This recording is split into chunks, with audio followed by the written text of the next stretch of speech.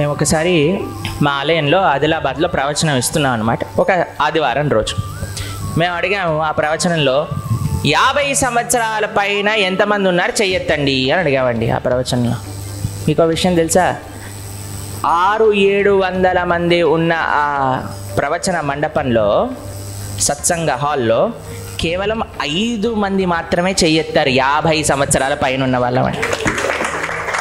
మేము చాలా ఆశ్చర్యపోయామండి. ఒక ఆధ్యాత్మిక ప్రవచనానికి ఇంతమంది యువత రావటం. మొన్న మేము 18 రోజులు భగవద్గీత కోర్స్ అని చేసాం. ఎవరైనా విన్నారా మీరు ఇందులో ఉన్నో? అబ్బో అచ్చా, చాలా సంతోషం. ఆ 18 రోజుల భగవద్గీత కోర్సులో 10,000 మంది 10 సంవత్సరాల లోపు ఉన్న పిల్లలు పార్టిసిపేట్ చేశారు. మేము అనుకున్నాం, ఆశ్చర్యపోయాం మేము, ఎలా పిల్లలు రాగలుగుతున్నారు, వాళ్ళకి ఎలా అర్థం అవుతుంది. ప్రవచనం అయిపోయాక వారు మాట్లాడినప్పుడు చెప్పేవారు, ప్రభుజీ అసలు మాకు మొత్తం తత్వం అర్థమైపోయిందండి అని. అంటే ఏం అర్థమైందిరా అనేసరికి వాళ్ళు ఎక్స్ప్లెయిన్ చేసేసరికి మేము ఆశ్చర్యపోయాం అన్నమాట.